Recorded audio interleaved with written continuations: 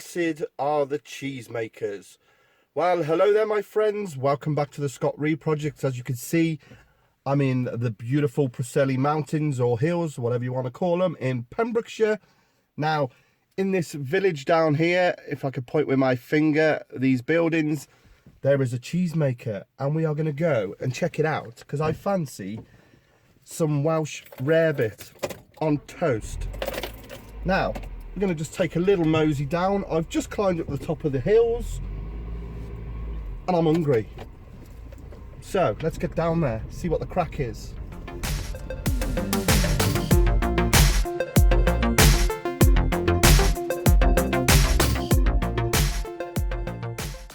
This is the one. I mean, you have to excuse my Welsh, but to me that says Pant Mawr. My apologies.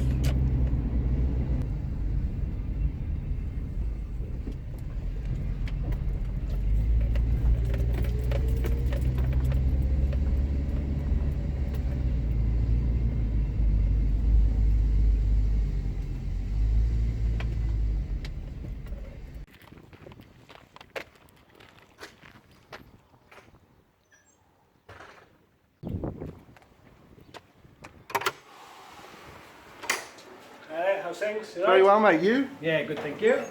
Have you tried any of our cheeses before? No, I haven't. Well, saying that, I think I have, but not from you. You know. No problem. Well, I'll run you through some samples. Just Cool. to let you know, all the cheese, cow's cheese is made on site. The goat's cheese we buy in, as we can't source our milk reliably anymore. Sure. The milk is sourced from a local area, about 15-mile radius. All pasteurised, all vegetarian rennet, and then it's down to individual taste. So I'll run you through some samples.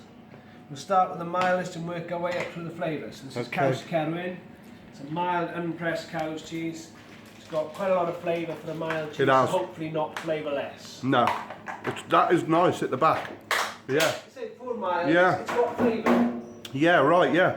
So, we then go on to a more continental style cheese. Most people will compare it to a brie. It's not a brie recipe. It likes the warmth. The more warmth it has, I like the more the look of that. flavour it releases. And it will get quite sticky and gooey. Oh, And again, hopefully it's got more flavour than that the is brie. lovely. There are still some good bries out there. Yeah. This, no, it's not a brie, but most people will compare it to. Sure. Goat's cheese. So we no longer make it on site. No. Now, I've never tried many goat's cheeses, I'll be honest with you. Okay, well, hopefully you like this one. Very subtle for a goat's cheese. Doesn't have the harsh back taste that some goat's cheeses can have. Sure. A lot of people come in and say they can taste the billy goat. That's the thing I had, you know. I've never understood that because we were brought up with sure. goat's milk and so on. So if you like to help yourself. Bit of left-handed action. Oh, look at that. Multitasking.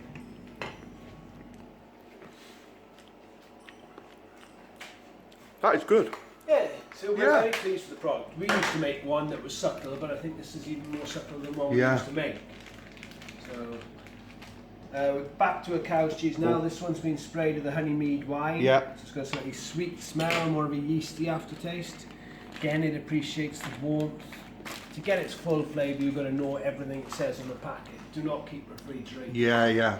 Leave it out for 2 or 3 days, get nice and sweaty and smelly, and you'll get the full flavour out of it. Nice. I mean, it's all good. All good. Glad. So the next one now is mature Cerwyn, which is the first cheese you tried, Yeah. but matured. It's nearing 6 months old now, so it should have a much stronger aftertaste. It's more of a traditional tasting cheese.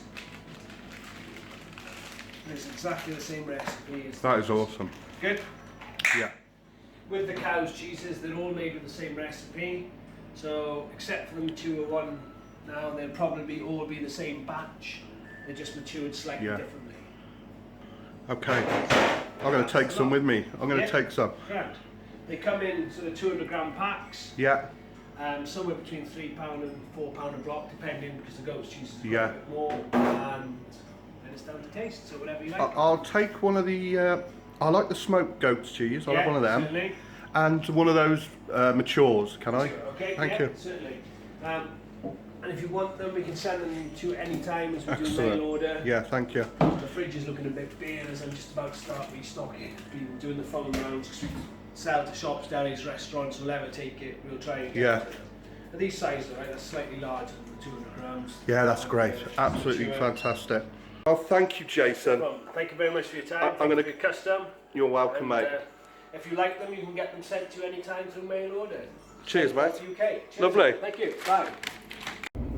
So, how cool was Jason on his family farm making those traditional cheeses, which were absolutely fantastic? And that goat's cheese, never been a fan of goat's cheese, was absolutely wonderful.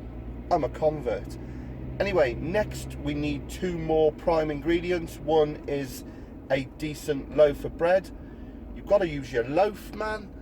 So I know where I'm going for that. I'm going to the traditional bakery in Kilgetty. It's nearly 100 years old, established in 1920. They do the best bread, and then of course a good local ale.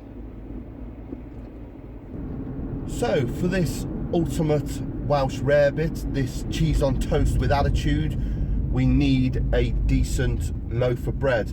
There's only one place I'm going to go. That is Watkins Bakery in Kilgetty. A very traditional bakery, up until a few years ago, still using coal-fired ovens. Very cool, and they make the best bread. You've got to use your loaf, you know what I'm saying? And it's such a cute little place. Just have a look at it.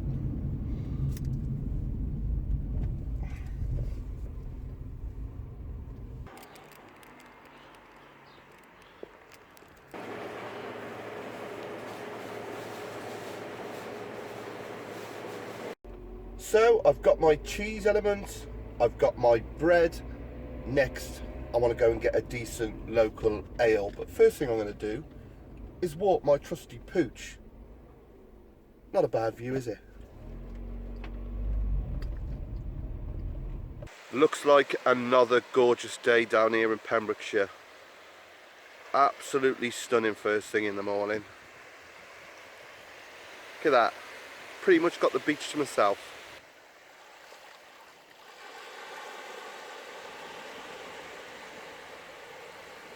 Well, that's my woofer successfully walked. Now we need to go and find the beer. But I'd rather stay here because it's so clear and sunny today. It's beautiful. But hey ho, onwards and upwards, dear hearts. Got to think of the bigger picture. So we need some mustard. We don't want none of that French muck. So there's only one. Surprise, surprise, eh? Good old Coleman's. So for my ales, and I've come to this award-winning farm shop, also a butchery. Got great local ales. Need some decent butter. So you know the drill. In we go.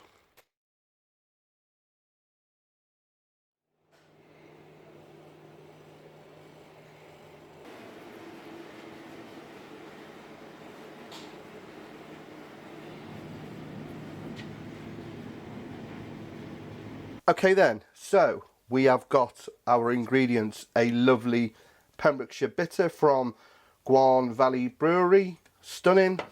That fantastic mature cheddar, and then we got this loaf. This loaf I was telling you about, you saw the shop, how old school. Just look at that, eh? Perfect. And of course we got our Coleman's and some Welsh butter. So into my pan then, 50 grams of butter, and when that's melted, 3 tablespoons of flour. Now I will put all the ingredients in the description at the end. Now what we're doing is we're making a basic roux, so I want to turn the heat down a little bit, don't want to burn it, but you want to keep stirring this for a couple of minutes until you cook the rawness out of the flour. You don't want to be burning it. So you've got to stand there for 2 or 3 minutes and give it a good beating. And then we can add that beautiful ale. Now you can use stout, which is traditionally used, or you can use cider, or a strong ale. And I've gone for a beautiful Pembrokeshire ale. Now to the ale. 125ml, a bit at a time. Keep stirring, we don't want no lumps. Just eyeballing it here.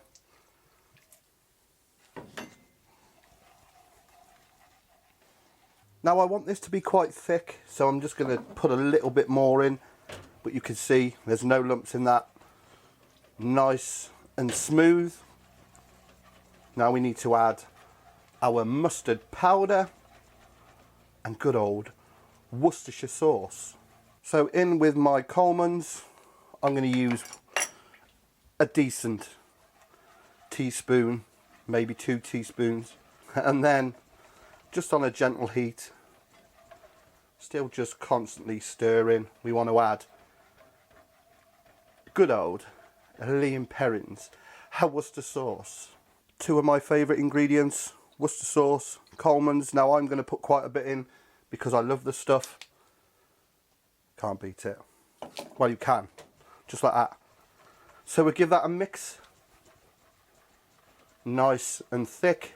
You see some Welsh Rarebits and they're quite loose. You want it to be able to sit on top of your toast. Right, take it off the heat. Time to add that lovely mature Kerwin I got. 250 gram. Get in there. Oh, that's nice. And mix the bad boy. And you can see it's nice and thick. That will spread perfectly on your toast, and you want to add it warm, obviously, because you want to get that cheese melted. But there's our mix. So we want 2 really good thick slices of this wonderful bread. Use any bread you want. You need it quite thick because it's got to take the weight of that topping. Just look at that, eh? I mean, that was warm when I got that. Beautiful. Okay, we just need to toast these both sides. So I'll get them on my tray then, get them under the grill and toast both sides. So let me just show you my toast then. The one side I've done completely, and the other side it's just starting to brown. But what I want to do now is get this lovely mixture on. Just look at it. Smells absolutely fantastic. That beer, that cheese, the butter, the mustard, the Worcester sauce. Gently spread it on, quite generous to the edges. And if that wasn't enough, just a sprinkle of more cheese, just so it crisps up. Always my favourite bit. And then we will bang it back under the grill. But you know what is going to happen here, don't you? It's going to be epic.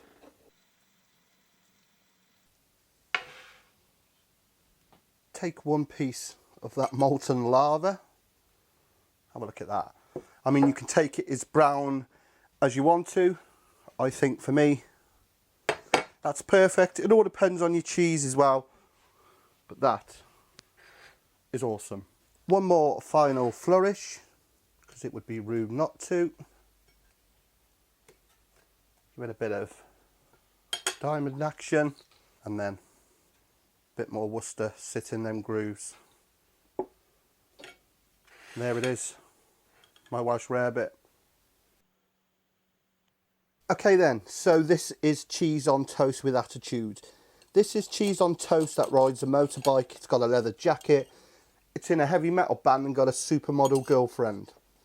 Welsh Rarebit, made with Welsh ingredients in a 10-mile radius of where I am. You can't get more Welsh than that. Man, that's amazing. Absolutely beautiful. Let's have a look at that. Sorry about the lighting, guys and girls. Well, my friends, that marks the end of my Welsh Rarebit road trip. And what a beauty. I really enjoyed that. I enjoyed going out and about, seeing people, talking to people about products. I love that kind of thing. And of course, I will put a link into all these companies, especially Jason and his family making the cheeses. Absolutely awesome. He'll send them to you. Also, check me out on my social media, Facebook, Scott Ree and the Scott Ree Project, and on my Twitter at the Scott Ree Project. So until next time, when I'm back home and not in my caravan, boo hoo hoo. Anyway, catch you again. All the best. Take care.